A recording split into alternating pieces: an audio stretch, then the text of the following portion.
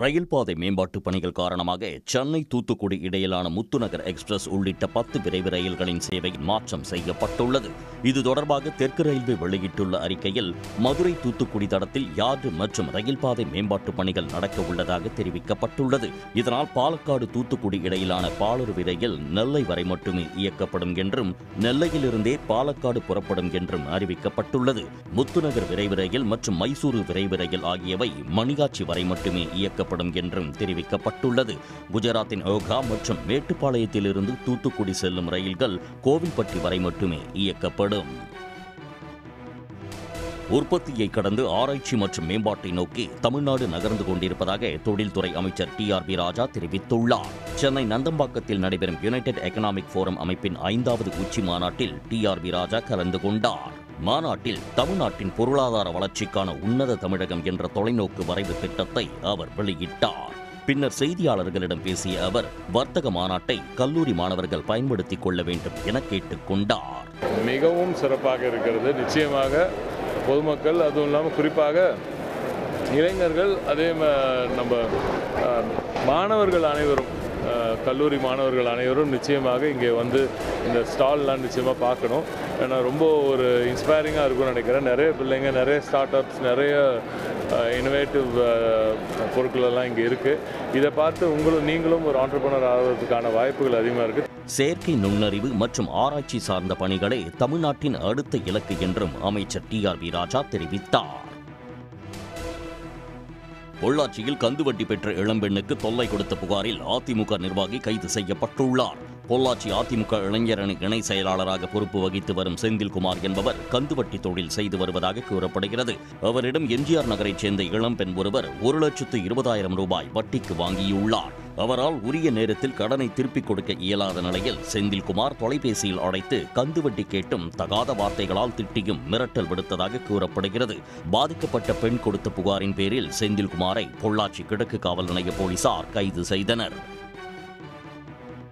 திரையரங்குகளில் 100 நாட்கள் ஓடிய பிறகே திரைப்படங்களை OTTயில் வெளியிட வேண்டும் என திரையரங்க உரிமையாளர்கள் வலியுறுத்தியுள்ளனர். சென்னையில் திரையரங்க உரிமையாளர்கள் சங்க ஆலோசனைக் கூட்டம் நடைபெற்றது. பின்னர் சங்கத்தின் தலைவர் திருப்பூர் சுப்பிரமணியம் செய்தியாளர்களிடம் பேசினார். அப்போது கடந்த 2 ஆண்டுகளாக திரையரங்குகளின் வருவாய் தொடர்ந்து குறைந்து வருவதாக தெரிவித்தார். 100 நாட்கள் முடிந்த பிறகு மட்டுமே வெளியிடும்படி தயாரிப்பாளர்களை கேட்டுக்கொள்வது என்று ஏகமனதாக தீர்மானிக்கப்பட்டது. அப்படி 100 நாள் கழித்து வெளியிடப்படும் படங்களுக்கு மட்டுமே விநியோகஸ்தர்கள் மற்றும் திரையரங்கு உரிமையாளர்கள் ஒத்துழைப்பு கொடுப்பது என்று ஏகமனதாக தீர்மானிக்கப்பட்டது. ஜனவரி 1ஆம் தேதிக்கு பிறகு பூஜை போடப்படும் படங்களுக்கு இந்த விதிமுறை பின்பற்றப்படும் என்றும் திருப்பூர் சுப்பிரமணியம் கூறினார். இந்திய விமானப்படையில் இளைஞர்கள் சேர பள்ளி மாணவர்களிடையே விழிப்புணர்வு ஏற்படுத்தும் வகையில் தஞ்சையில் வாகன பிரச்சாரம் மேற்கொள்ளப்பட்டது. இளைஞர்களை அதிக அளவில் இந்திய ராணுவத்தில் சேர்க்க மாணவர்களிடையே பல்வேறு விழிப்புணர்வுகள் ஏற்படுத்தப்பட்டு வருகிறது. அந்த வகையில் தஞ்சையில் விமானப்படை தரப்பில் LED திரையுடன் கூடிய விழிப்புணர்வு வாகனம் தயார் செய்யப்பட்டுள்ளது. இந்த வாகனத்தை தஞ்சை மாவட்ட ஆட்சியர் அலுவலகத்தில் இருந்து ஆட்சியர் பிரியங்கா பங்கஜம் கொடியசைத்து தொடங்கி வைத்தார்.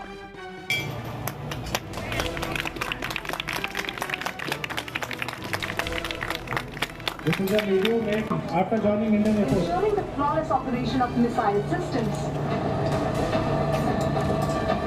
குழந்தைகள்கிட்ட பேசி குழந்தைகளை ஆர்ம்ட் ஃபோர்ஸஸில் வர்றதுக்காக அவளை ரிக்வெஸ்ட் பண்ணி என்னெல்லாம் ஆப்பர்ச்சுனிட்டிஸ் இருக்குது, என்ன படித்தா எப்படி படித்தா உங்களுக்கு ஆர்ம்ட் ஃபோர்ஸஸில் வரலாம், ஸ்பெஷலி ஏர்ஃபோர்ஸில் எப்படி வரலாம் என்ன அவள்கிட்ட சொல்லி கொடுக்கறதுக்காக நாங்கள் இந்த வெஹிக்கிள் லான்ச் பண்ணியிருக்கோம்.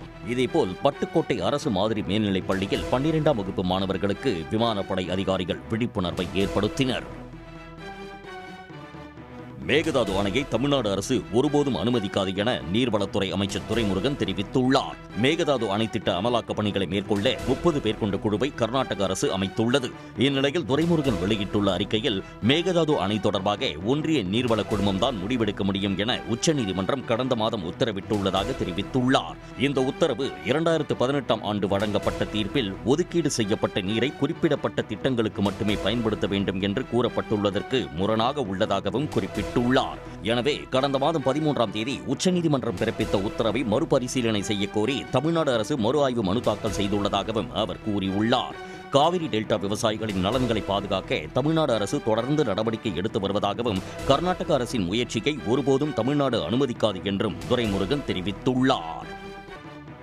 நாகை அருகே ஒரே தோற்றம் கொண்ட இரட்டையர்களுக்கு எஸ்ஐஆர் படிவம் வழங்குவதில் குளறுபடி ஏற்பட்டுள்ளதால் குடும்பத்தினர் அதிர்ச்சி அடைந்துள்ளனர். நாகூர் கல்மண்டக சாலை தெருவைச் சேர்ந்த அஷ்ரப் அலி பல்கிஷ் தம்பதியினருக்கு இக்ராமுல்லா இக்ஸானுல்லா என்ற 2 மகன்கள் உள்ளனர். இரட்டையர்களான இவர்கள் இருவரும் 2002 முதல் அனைத்து தேர்தல்களில் வாக்கை பதிவு செய்துள்ளனர். இந்நிலையில் தற்போதைய எஸ்ஐஆர் பணியில் ஒருவரது விண்ணப்பத்தை மட்டும் பதிவேற்றிவிட்டு மற்றொருவரின் படிவத்தை பதிவேற்றாமல் விட்டுவிட்டதாக கூறப்படுகிறது.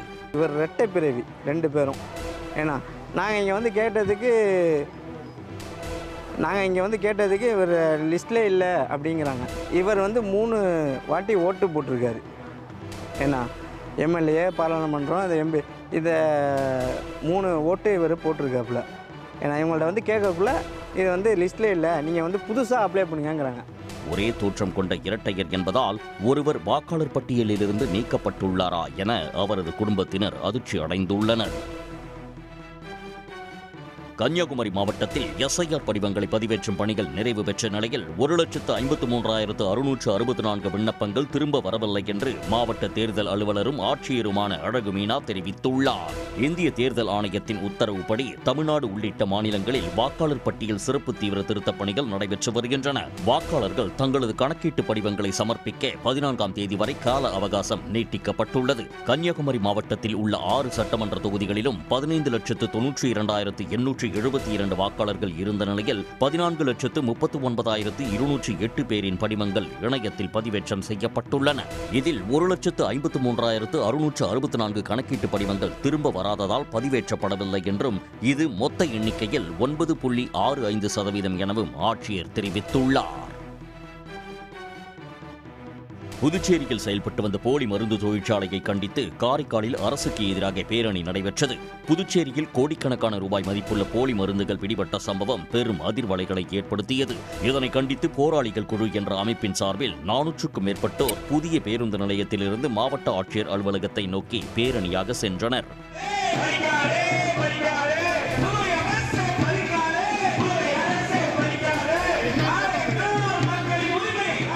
முன்னதாக நடைபெற்ற ஆர்ப்பாட்டத்தில் புதுச்சேரி அரசுக்கு எதிராக கண்டன முழக்கங்கள் எழுப்பப்பட்டன. டிட்வா புயல் காரணமாக நாகை மாவட்டம் வேதாரண்யம் அருகே 15 ஏக்கரில் வளர்ந்து வந்த நாற்றுகள் பாதிக்கப்பட்டுள்ளதால் அரசு இழப்பீடு வழங்க விவசாயிகள் கோரிக்கை விடுத்துள்ளனர்.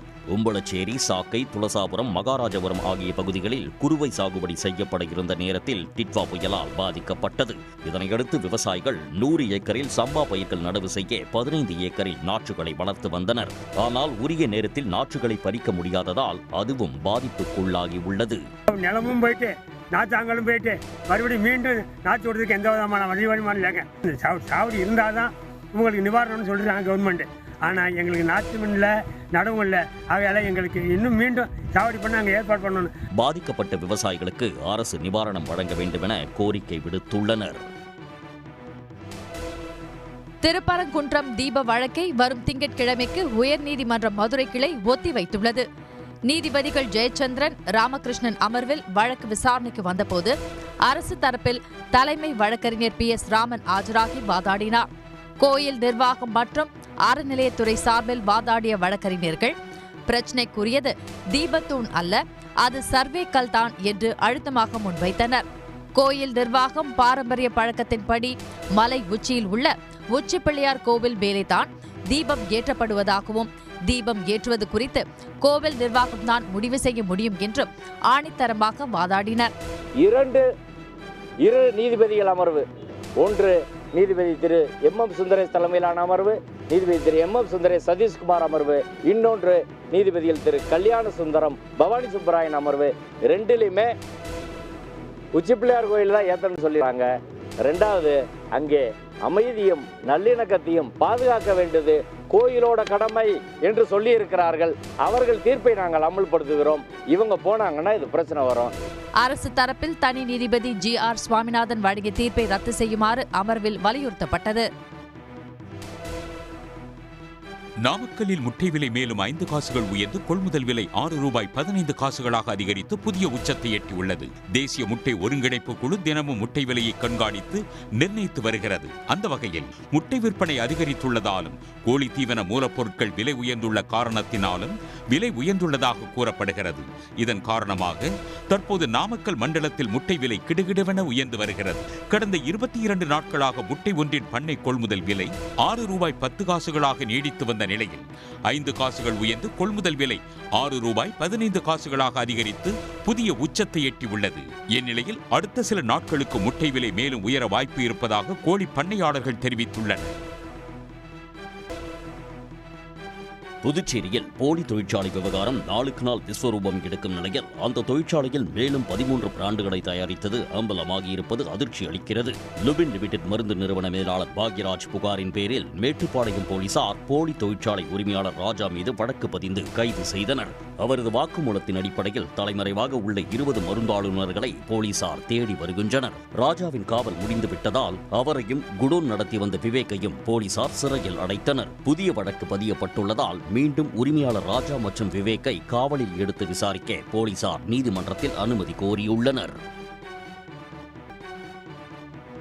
நாட்டையே உலுக்கிய பிரபல நடிகை பாலியல் வன்கொடுமை வழக்கில் குற்றவாளிகள் 6 பேருக்கு தலா 20 ஆண்டுகள் சிறை தண்டனை விதிக்கப்பட்டுள்ளது.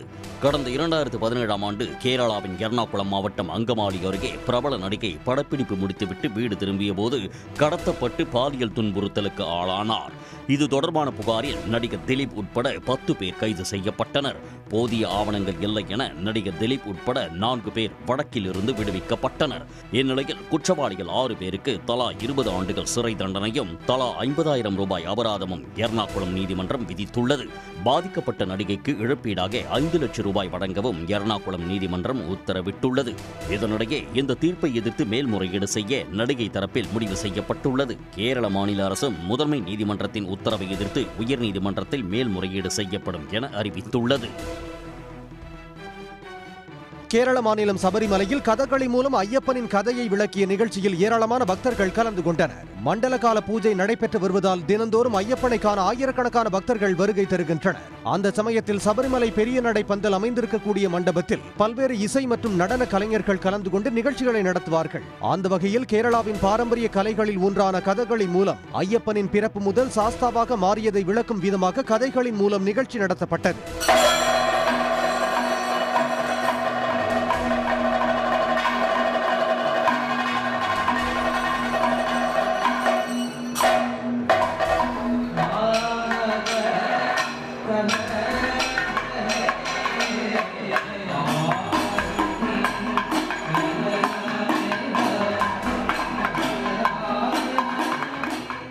கலா மண்டபத்தில் இருந்து வந்த கதகளி கலைஞர்களின் நிகழ்ச்சியை ஐயப்பனை தரிசிக்க வந்த பக்தர்கள் பக்தி பரவசத்துடன் கண்டு ரசித்தனர்.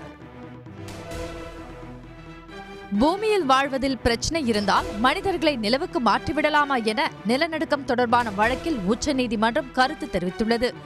இந்தியாவின் 75% மக்கள் அதிக நில அதிர்வு மண்டலத்தில் இருப்பதாகவும் நிலநடுக்கங்களால் ஏற்படும் சேதத்தை குறைக்க அதிகாரிகளுக்கு வழிகாட்டுதல்களை வழங்க கோரி மனு தாக்கல் செய்யப்பட்டது. இந்த மனு விசாரணைக்கு வந்தபோது ஜப்பானில் ஏற்பட்ட பெரிய நிலநடுக்கத்தை மனுதாரர் சுட்டிக்காட்டினார். அதற்கு முதலில் இந்தியாவில் எரிமலை வரட்டும், பின்னர் ஜப்பானுடன் இந்தியாவை ஒப்பிடலாம் என நீதிபதிகள் தெரிவித்தனர். இந்திய மக்கள் தொகையில் 75% பேர் நில அதிர்வு மண்டலத்தில் இருக்கிறார்கள் என்றால் அவர்களை நிலவுக்கு அனுப்பிவிடலாமா என கேள்வி எழுப்பி வழக்கை தள்ளுபடி செய்தனர். திருப்பரங்குன்றம் விவகாரத்தில் தமிழ்நாடு அரசை மக்களவையில் குறை கூறிய பாஜக எம்பி அனுராக் தாக்கூருக்கு தமிழ்நாடு எம்பிக்கள் கடும் எதிர்ப்பு தெரிவித்தனர். மக்களவையில் நேரமில்லா நேரத்தில் உரையாற்றிய அனுராக் தாக்கூர் உயர்நீதிமன்ற கிளை உத்தரவிட்டும் திருப்பரங்குன்றம் மலை மீதுள்ள தூணில் தீபம் ஏற்ற தமிழ்நாடு அரசு அனுமதி மறுத்ததாக குறிப்பிட்டார். மலை மீது ஏற முயன்ற இந்துக்கள் மீது தடியடி நடத்தியதாகவும் அவர் குற்றஞ்சாட்டினார். இதற்கு கடும் எதிர்ப்பு தெரிவித்த தமிழ்நாட்டு எம்பிக்கள் சபாநாயகர் இருக்கை முன்பு முழக்கங்களை எழுப்பினர். Thiruparankundaram temple, sir, there are lathis for the devotees. Hindus are lathi charged. Despite the court order, they are not allowed. I have given I would like to put it on record. To your party member also. Why the police is acting in this manner? Thiruparankundram விவகாரத்தில் மத நல்லிணக்கம், பொது அமைதியை காக்கும் வகையில் நடவடிக்கை எடுத்த தமிழ்நாடு அரசு மீது களங்கம் கற்பிக்கும் வகையில் அனுராக் தாக்கூர் பேசியதாக தமிழ்நாடு எம்பிக்கள் கடும் எதிர்ப்பு தெரிவித்தனர். இதையடுத்து கூச்சல் குழப்பம் ஏற்பட்டதைத் தொடர்ந்து அவை பிற்பகல் 2 மணி வரை ஒத்திவைக்கப்பட்டது. உடனுக்குடன் செய்திகளை தெரிந்து கொள்ள சன் நியூஸ் பெல் ஐகானை கிளிக் பண்ணுங்க.